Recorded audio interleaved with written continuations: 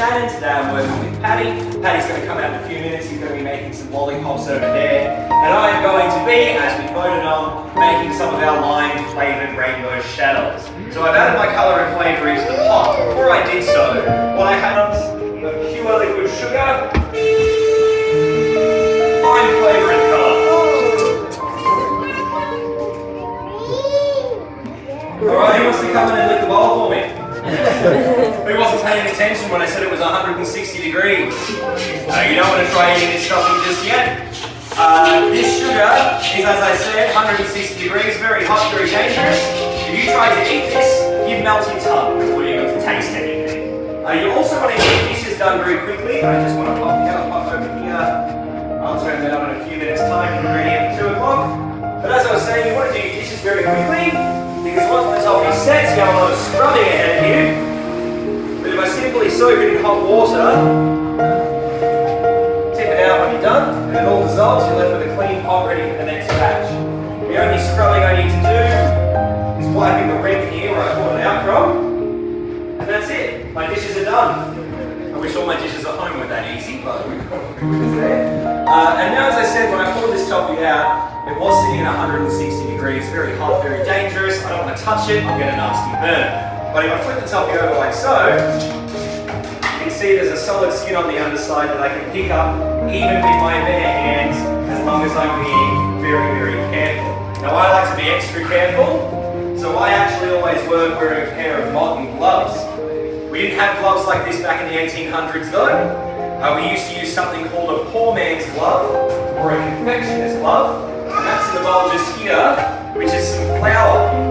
So we use rice and corn flour today. It is gluten-free. Wheat flour was the old way. It all works just about the same. So what you do to apply those gloves is pretend I'm not wearing the blue ones. That's it, that's your glove. A bit of flour on the skin. Does that sound safe? No. It's actually not too bad. There are some confectioners even today that prefer to use a flour glove. It is a little bit more risky, but you do get a better feel for the toffee as you're working. So there's a bit of give and take there. I can work both ways, but I do prefer to wear the glove. Now, as I said, I want to get the toffee away from the edges here as I'm working. Now I've got one more ingredient to add to make this a proper lime drop. And that ingredient is in this bowl here. Who reckons they know what this is? Sugar! Who reckons it's sugar? Now you're all wrong, it's not sugar.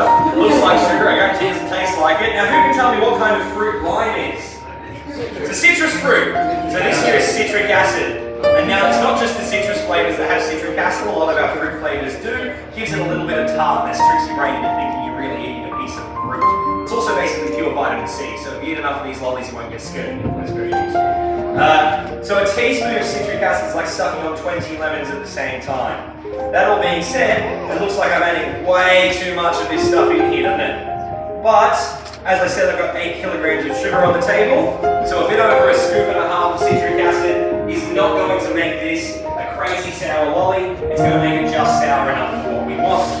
As I'm working, Paddy there is pouring some of that hot toffee into the umbrella lollipop molds, and then you'll be popping some sticks into there before they set, so you get those lovely umbrella head lollipops.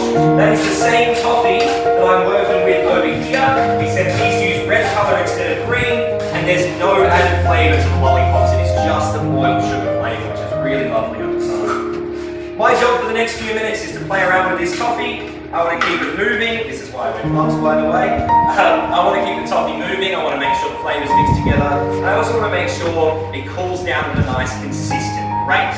While I'm waiting for the toffee to cool down, though, I'd like to talk to you all briefly about the history of this business, the history of Brown's Confectionery. Now, I will always welcome you folks to Brown's Confectionery, never Sovereign Hill Confectionery, and there's a very good reason for that.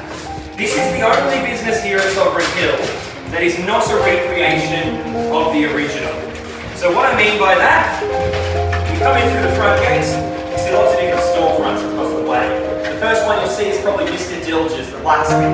Mr. Dilges, he was a real person. He really did exist, we didn't just make him up.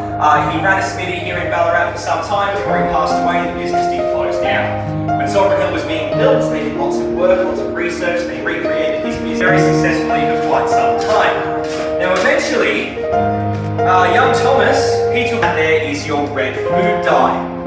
An orange or a yellow lolly, you can simply scrape a bit of rust out of a bucket that you leave outside for a while and mix that in with your sweets. Brown, you can it was built. The frame is original that it's on, and the handle is original, but I will admit, all those they would maybe, if they didn't ask for one, get one lolly as a reward for their good behaviour, but one lolly only. Does that sound like a fair trade-off? Yeah, all the parents say yes, all the kids say no.